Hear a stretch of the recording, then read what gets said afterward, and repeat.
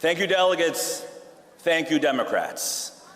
Now, the campaign has already started, and Republicans in Connecticut are already chirping at me.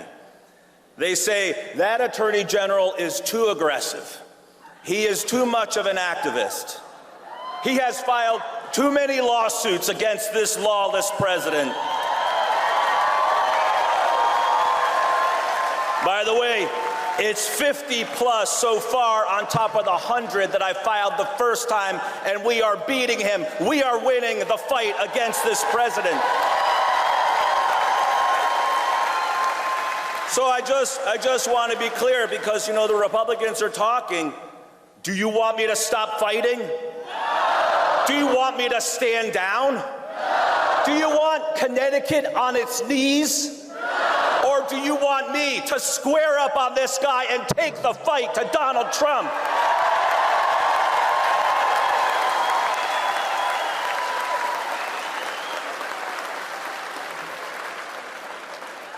Okay, just checking. Connecticut Democrats, together, we've been a firewall. For 8 years together, we've been a firewall, protecting people across Connecticut, but the president is still doing so much damage. He's hurting millions of people and families across Connecticut and across this country.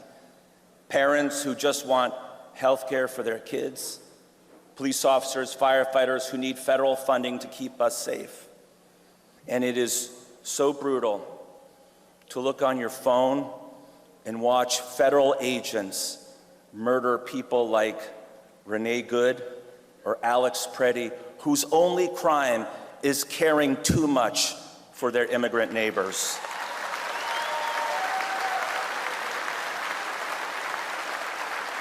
In these moments, we are looking into the darkness, and it is hard not to feel discouraged and powerless. But I am here to tell you, as your Attorney General, do not feel discouraged, because we have power. I know we have power. When the president tried to freeze all federal funding, we sued and we stopped him because we have power.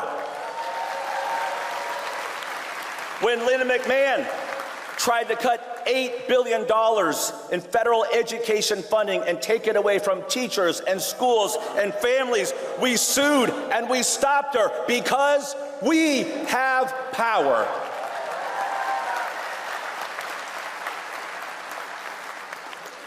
When at Thanksgiving, the president tried to cancel SNAP, food stamps, take food out of the mouths of children in our state and across the country, we sued and we stopped him because we have power.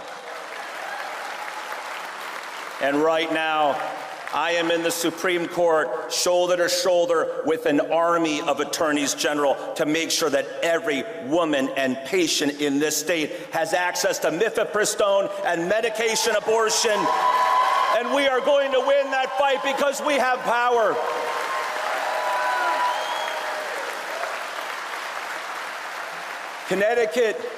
Connecticut is strong, and we have power. But we have to be even stronger now. We have to be even stronger against the tech bros and the billionaires.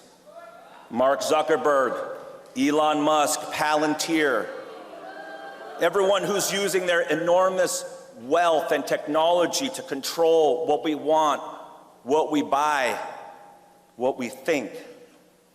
Now, this is not a new fight for me against the most powerful forces, against the billionaires and the corporations. On May 1st, just the other day, my fellow attorneys general and I shut down Purdue Pharma and the Sacklers for good. And we are going to save millions of lives. Just a month ago, my fellow attorney generals and I, we took Ticketmaster and Live Nation to trial. And the jury said, guilty of using your illegal monopoly to rip us all off.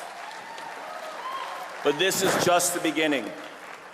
In the days ahead, we must use our power, the power that we have, to fight against the costs and the prices and the biggest corporations who want to charge us more than we can possibly afford.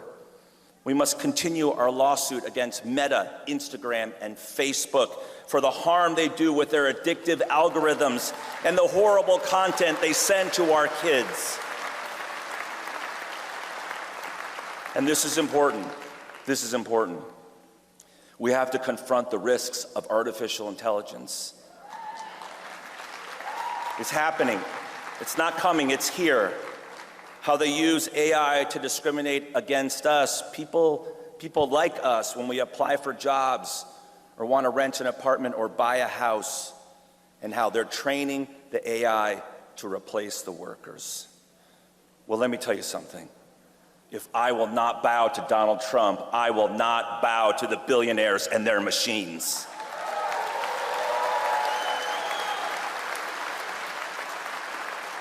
We have power. Power that comes from immigrants like Zia and Rayhan. Zia was an Afghan interpreter who worked for the US Army. We brought him here. We said we would keep you safe and your family safe, Zia, here in Connecticut. But weeks ago, Zia's son, Rayhan, weeks away from graduating from high school in Cheshire, he was jumped by 4 cars full of ICE agents. And they stole him from a neighborhood street in Cheshire and took him to a detention facility in Plymouth, Massachusetts. But Rayhan stayed strong. Zia stayed strong. And their family, their lawyers, Cheshire, their community, all of us rose up. We fought hard. And Ria and Zayhan are home right now. Zia and Rayhan are home right now in Cheshire, where they belong. We have power. We have power that comes from immigrants like Addie and Nancy Tong, who came to this country with 57 cents, but nothing, really. They worked 7 days a week, 12 to 15 hours a day. My parents gave me and my 4 sisters everything that they had. They worked themselves sick. I watched it. They worked themselves sick and they spit blood so that in just 1 generation, their son could stand here once again and say, I gratefully accept your nomination to continue to serve as Attorney General of the state of Connecticut.